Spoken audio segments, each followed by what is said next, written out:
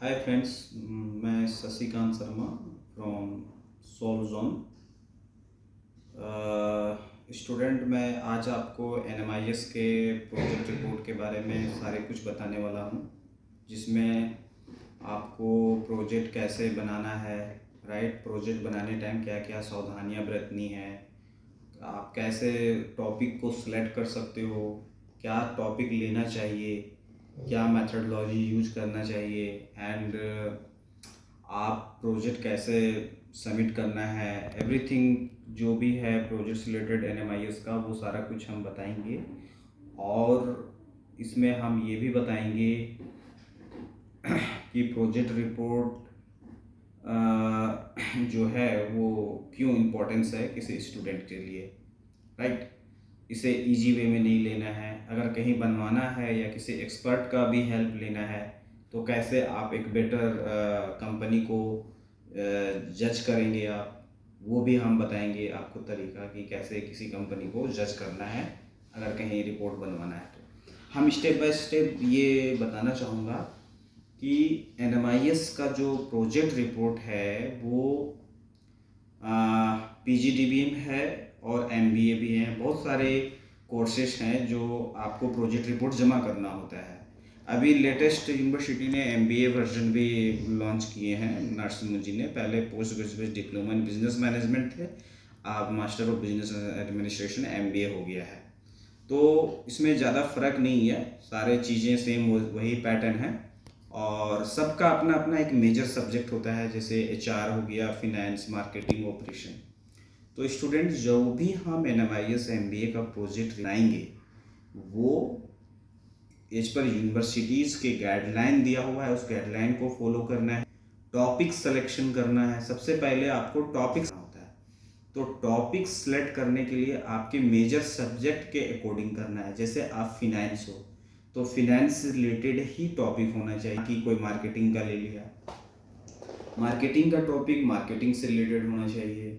HR का topic HR से related होना चाहिए। अगर मान लो फॉर एग्जांपल कोई स्टूडेंट एमबीए इन एचआर कर रहा है या पीजीडीबीएम इन एचआर, तो एचआर का क्या रोल होता है, एचआर से रिलेटेड क्या हो सकती है प्रॉब्लम। तो सपोज कि कोई जो है वो जॉब सेटिस्फैक्शन लेवल चेक करना है कि कोई भी स्टाफ का जॉब की सेटिस्फैक्शन लेवल क्या हो सकती है, राइट। तो जॉब सेटिस्फैक्शन लेवल चेक करने के लिए हमें क्या करना होगा कि कम से कम 50 एम्प्लॉयज़ को सेलेक्ट करना होगा, उससे क्वेश्चनेयर देना है कि जितने भी आप क्लोज एंडेड क्वेश्चनेयर जो होते हैं, दो तरह के क्वेश्चनेयर होते हैं, क्लोज एंडेड क्वेश्चनेयर और ओपन एंडेड क्वेश्चनेयर। तो क्लोज एंडेड क्वेश्चनेयर में हम लोग चार ऑप्शन दे देते हैं, टिक लगा देते हैं कि आप जॉब से कितने सेटिस्फाइड हो, राइट। उसकी तरह से हम लोग क्वेश्चनेयर भी तैयार करना होता है, कम से कम 15 क्वेश्चनेयर आपको तैयार करने होते हैं। तो जो भी हम क्वेश्चनेयर तैयार करते हैं उसका फिर जितने भी रिस्पॉन्स आते हैं उस रिस्पॉन्स को फिर एनालाइज करते हैं। एनालाइज करने के बाद तब मुझे डिसीजन मिलता है कि हमें क्या एक्शन लेना चाहिए, क्या करना चाहिए, राइट। तो मोस्टली जो एमबीए जो मैनेजमेंट का कोर्स करते हैं हम लोग डिसीजन मेकिंग का काम सीखते हैं इससे, राइट। तो डिसीजन मेकिंग करने के लिए हमें जो इस जो भी है उसका रिपोर्ट तैयार करना होता है। सपोज कोई कंपनीज में कोई जॉब छोड़ रहा है, सारे लोग स्टाफ टिक नहीं रहे, तो उसका रीज़न क्या हो सकता है। तो हम सारे स्टाफ से पूछेंगे, उसके कुछ उसमें ओपन एंडेड क्वेश्चनियर बना के या क्लोज एंडेड क्वेश्चनियर बना के उससे हम सबमिट करवाएंगे। तो उसके बाद फिर एनालाइज करेंगे कि रीज़न क्या है, राइट। तो इसमें जो है रिपोर्ट बनाना काफ़ी आप कहें तो एक रिपोर्ट बनाने के लिए आपके पास काफ़ी पीस माइंड होना चाहिए, काफ़ी टाइम होना चाहिए आपको, और काफ़ी शांतिपूर्वक काम करना है। ये जैसे तैसे काम नहीं होता है और ना ही कोई इंटरनेट से कुछ भी उठा के करने से भी काम नहीं बनता है। अपना ओन आइडिया होना चाहिए, अपना ओन थॉट होना चाहिए, और ये सब चीज़ें इंटरनेट से मैच नहीं होना चाहिए बिल्कुल, नहीं तो ये कॉपी केस में आ जाएगा, रिजेक्ट हो जाएगा आपका प्रोजेक्ट, कोई फ़ायदा नहीं होगा। अगर आप प्रोजेक्ट खुद से बनाना चाहते हो तो प्रोजेक्ट बनाने के लिए आप एटलीस्ट कम से कम 1 या 15 महीना का छुट्टी लेना होगा। सॉरी 1 महीने या 15 दिन का आपको लीव लेना होगा और उस पर रिसर्च करना होगा, काम करना होगा। आप चाहेंगे कि हम 1 या 2 दिन बैठ के हम प्रोजेक्ट रिपोर्ट बना लें, तो ये इम्पॉसिबल है। आपका टाइम भी ख़राब होगा और आपके जो है मनी भी बर्बाद होंगे, क्योंकि आप इसके लिए आप ऑफिस से छुट्टी लोगे, बनाओगे। तो जहाँ तक मेरा एक्सपीरियंस रहा है कि जितने भी वर्किंग प्रोफाइल हैं या स्टूडेंट हैं जो भी हैं, तो एक्सपर्ट के थ्रू बनाने से ये फ़ायदा होता है आपको कि आपको एक अच्छे नॉलेज मिल जाते हैं कि प्रोजेक्ट रिपोर्ट का इम्पोर्टेंस के बारे में पता चल जाता है, कैसे बनता है प्रोजेक्ट रिपोर्ट और किस तरह से बना हुआ है। तो आपको इजी तरीके से आप वो चीज़ को समझते हो, क्योंकि प्रोजेक्ट रिपोर्ट डिसीजन मेकिंग का काम होता है। और आप जब भी इस कोर्स करने के बाद कोई कंपनीज में ज्वाइन करते हो, तो वहाँ रिपोर्ट जमा करना होता है, जो कि ये चीज़ ये प्रोजेक्ट रिपोर्ट में आप सीखते हो। तो यहाँ पे आपको सीखने का काफ़ी मौका मिलेगा। हम तो बना के देंगे ही देंगे, प्लस सीखने का मौका भी मिलेगा। तो यहाँ पे क्या है कि प्रोजेक्ट रिपोर्ट अगर किसी को बनवानी है, तो मैं आपको पूरा सारे कुछ बना के हम दे देंगे।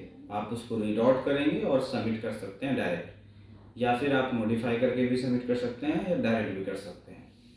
तो प्रोजेक्ट जो भी बनेगा वो विद अप्रूवल गारंटी होगा। अगर रिजेक्ट होती है तो दोबारा हम बनाते हैं फ्री ऑफ कॉस्ट।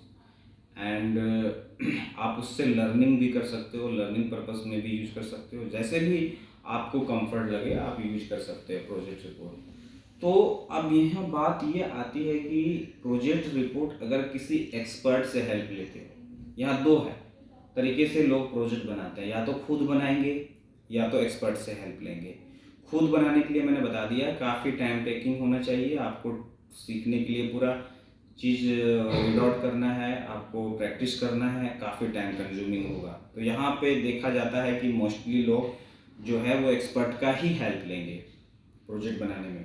तो एक्सपर्ट को हेल्प लेंगे तो उसमें 2-3 चीज़ें ध्यान रखनी है कि कंपनी प्रॉपर सेटअप है या नहीं, क्योंकि बहुत सारे फ्रॉड हो जाएंगे। आपको क्या होगा कि जो एक्चुअल वैल्यूज़ हैं प्रोजेक्ट रिपोर्ट का, उससे काफ़ी कम रेट में ऑफर दे देंगे और आप वहाँ फंस जाओगे जाल में, और वो प्रोजेक्ट कोई काम का नहीं होगा, टॉपिक कुछ और होगा, मैटर कुछ और होगा। अगर ठीक होगा भी तो ऑलरेडी सबमिटेड प्रोजेक्ट होगा, वो रिजेक्ट हो जाएगा, क्वालिटी स्कोर बेकार हो जाएगी आपकी। तो ऐसे जगह में नहीं फंसने हैं, क्योंकि एक प्रोजेक्ट बनाने में 10 डेज वर्किंग टाइम लगते हैं। एक इंसान को अगर बैठेंगे, एक्सपर्ट बैठता है तो 10 दिन पूरा टाइम लगता है एक प्रोजेक्ट में। तो आप सोच लीजिए 10 दिन की कंपनी की खर्चा क्या होगी, स्टाफ की सैलरीज है 10 दिन का, प्लस में कंपनी का मैनेजमेंट एक्सपेंस है, इतने सारी चीज़ें हैं। तो आपको कोई कम रेट में चीज़ें ऑफर करती है तो 2-3 चीज़ें वेरीफाई करेंगे। वीडियो कॉलिंग में ऑफिस चेक कर लीजिए, डोमेन रजिस्ट्रेशन डेट होता है उसकी कब की है वो चेक कर लीजिए, कभी ये भूलिए नहीं। कम से कम 10-8 साल पुरानी वेबसाइट पे ही आप ट्रस्ट कर सकते हैं। दूसरी बात है कि आप प्रो बोलिए कि मैं ऑफिस विजिट करूँगा, फुल एड्रेस देखो और उसमें गूगल लोकेशन भी मंगवा लो, क्योंकि वो एड्रेस कुछ भी दे सकता है। वीडियो कॉलिंग में चेक करिए, पूरा देखिए, स्टाफ से लोग से बात कीजिए है कि नहीं सेटअप।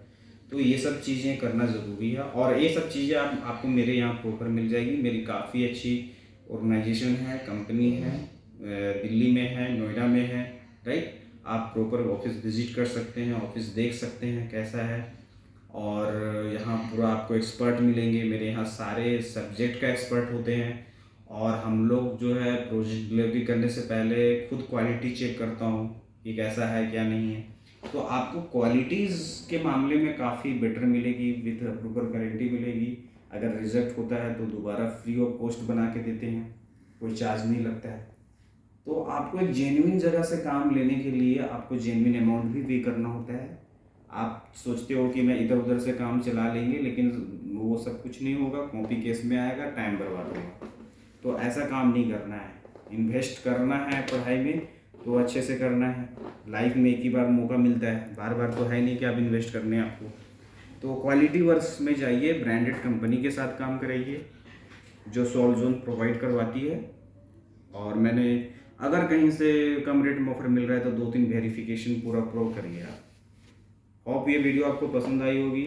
अगर कोई भी कुछ क्वेरीज है इस प्रोजेक्ट से रिलेटेड, तो मेरा वेबसाइट में पूरा डिटेल दिया हुआ है, solzon.in पे जाइए, वहाँ NMIS यूनिवर्सिटी डालिए और सर्च कीजिए, वहाँ सारा डिटेल आपको आएगा।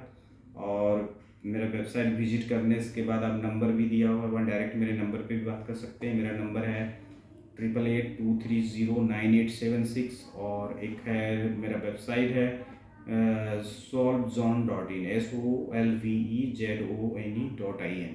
वहाँ विजिट कीजिए और नंबर नोट कर लीजिए, और वहाँ से भी नंबर सेम नंबर है, आप डायरेक्ट मेरे से भी बात कर सकते हैं। अगर कोई भी प्रॉब्लम है बेहिचक आपको प्रॉपर गाइड दिया जाएगा। आप खुद से भी बनाना चाह रहे हो प्रोजेक्ट तो उसमें भी हम पूरा गाइड करेंगे, आपको हेल्प करेंगे। अगर आप एक्सपर्ट के थ्रू हेल्प लेना चाहते हैं तो वो भी हम आपको पूरा हेल्प करेंगे।